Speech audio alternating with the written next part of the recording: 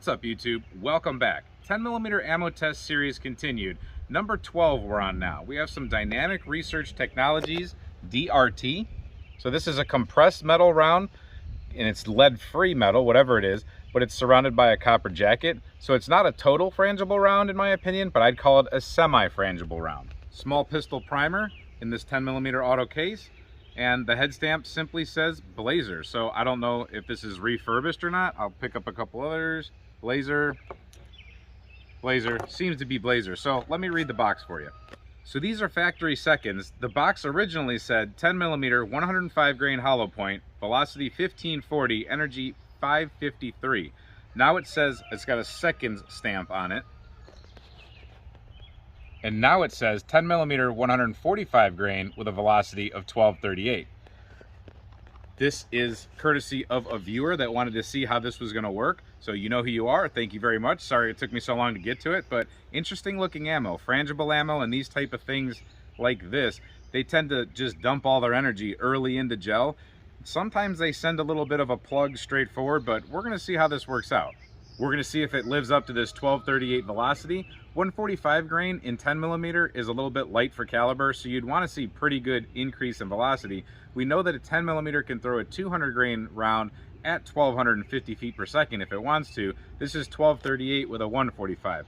However, it says on the box, lead-free, supreme accuracy, maximum stopping power, and reduced recoil. So right off the bat here, I'm going to say that I don't know if you can really have maximum stopping power and reduced recoil. I don't know if those always match up, but we're going to see. We're going to see how deep it gets in these gel blocks. They're 20-inch gel blocks, but first we're going to go ahead and do accuracy testing. These are B8 targets. This is what we always shoot at. We're going to shoot from 20 feet away. We're going to send it through the chronograph, and hopefully it behaves today with a light.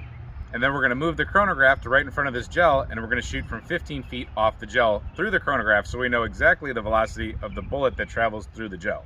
The two firearms that we're going to be using today are a 5-inch 1911 Colt Delta Elite and a 3.8-inch Springfield XDM Elite with a red dot. All right, we have 5 rounds loaded up to go through the Springfield XDM Elite with a Holosun 507C.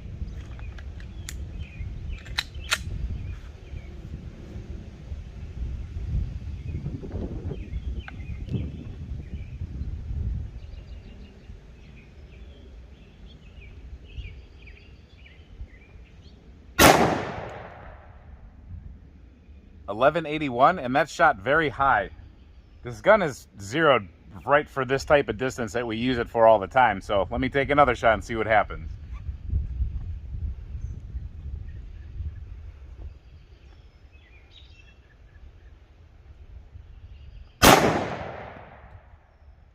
Still kind of high at 1188.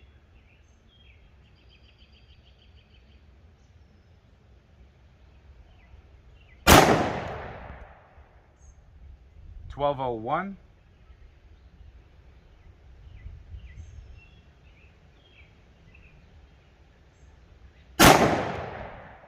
.1192.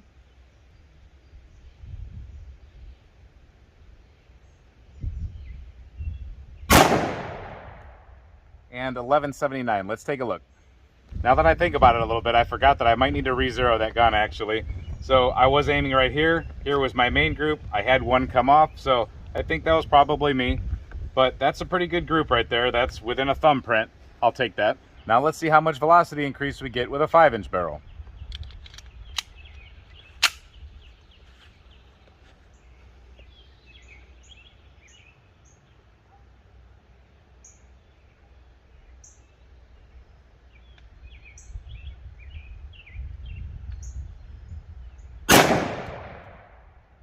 .1259.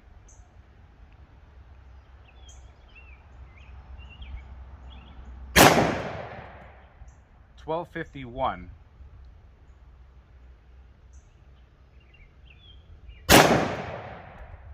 .1252. That's pretty consistent.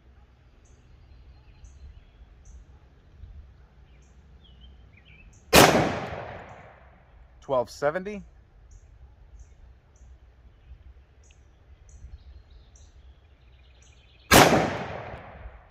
And 1266. Let's take a look.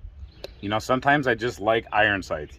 Pretty good accuracy right there. Overall, my group was maybe just a hair actually better than with the red dot, but very nice. I remember that was the third shot, I think. I'll take that. As far as recoil, it's not that bad.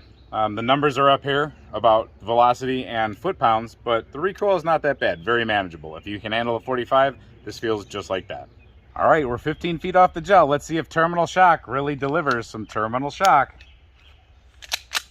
Sorry, I cut myself doing some stage setup stuff, so don't mind that.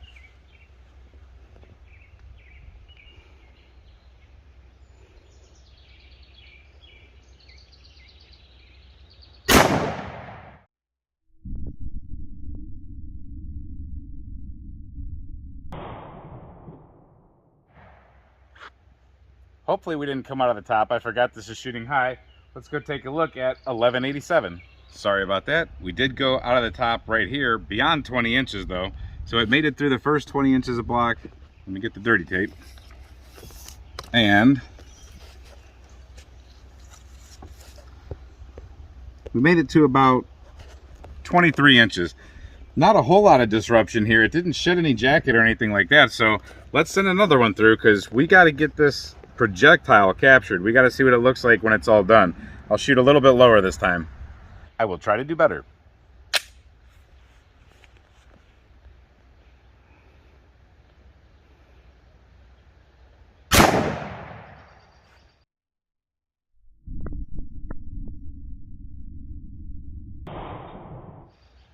$11.69. All right, so we have some interesting results here. The next shot was, I think, perfect placement right underneath, so we can compare these two. This round did an interesting thing. It didn't do anything impressive, in my opinion, entering the gel. You be the judge at home.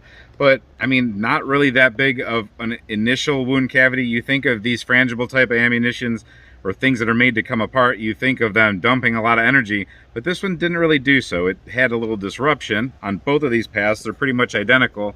It did have a lot of penetration. So as I said, this is a 20-inch block here. So we'll line the tape up again properly, and this one actually penetrated to 26 inches. You can see that there's a bounce back here in the catch block. So where the other one exited right about here at, I think, 23, this one went to about 26 and then bounced all the way back here. It's still facing forward. Now in the meantime, I kind of tracked where this bullet went, and what it did was, I have it right here, after it came out of the block,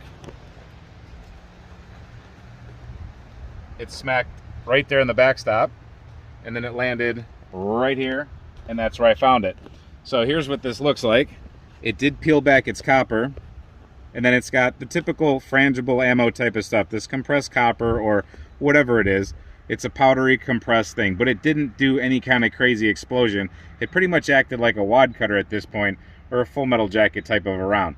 Now, interesting to note though, people always talk about 10mm and over penetration. So although yes, a lot of 10mm rounds and other calibers will go through, especially full metal jacket rounds, will go through blocks all the time and they over penetrate as far as criteria, they're not left with a whole lot of energy usually, in my opinion. Some rounds, yes, they absolutely can have the energy, but a lot of them, once they come through the gel block, they simply bounce off things like wood. So this is just your typical particle board, nothing special. So would this be lethal to someone?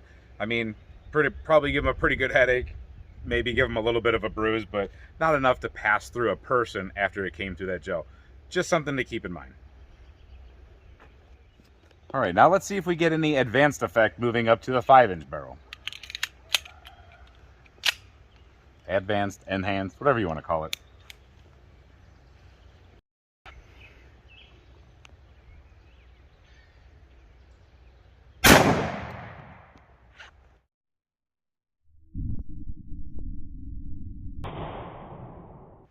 .1234, let's take a look. All right, this is slightly confusing ammo. Pretty much did the same thing. Went through the first 20 inches, no problem. And then after it got into the second block, it made it to, I would say, 28 inches. Right to about here, 28 inches. And then it bounced back to 26 inches. So it bounced back to where the previous round landed. It had nowhere near the bounce back though. The other round bounced back a crazy amount, where this one only came back about 2 inches. So really interesting. I can see right now, you might not be able to see it that great at home, but it didn't open up any different than the other ones. So I'm not going to tear it out of there right now. It's just, there's nothing. I got the one in my pocket right here. I'll weigh for you. So DRT terminal shock. Does it deliver terminal shock? I'm sure it'll shock you. It's a 10 millimeter. In the gel, it makes it plenty far through with an adequate wound channel. I mean, even a full metal jacket in 10 millimeter is going to do you some damage. Civil defense, things that open up real quick, kind of what I thought this might do, those have an initial grenading effect and still a little bit of pass through, and then everything in between. The 10 millimeters, a nasty round. Accuracy is definitely there. Recoil is manageable. I'm not sure of the price of this because I didn't buy this, and I'm not sure of the availability of it. Being factory seconds, I think it was just factory seconds because it was marked wrong. I don't think it was actually factory seconds. The consistency and velocity was there. So, is this ammunition right for you? I'm not sure. They don't make any claims on the box about anything about being safe through drywall or things like that. We're going to do some testing here in the future, so I'd stay tuned for that, because we got car doors and cinder blocks and things like that to see if it will powderize or if it'll just go straight through things like a full metal jacket. So, thanks for watching this video, and until we see you next time, stay safe, have fun, and keep shooting.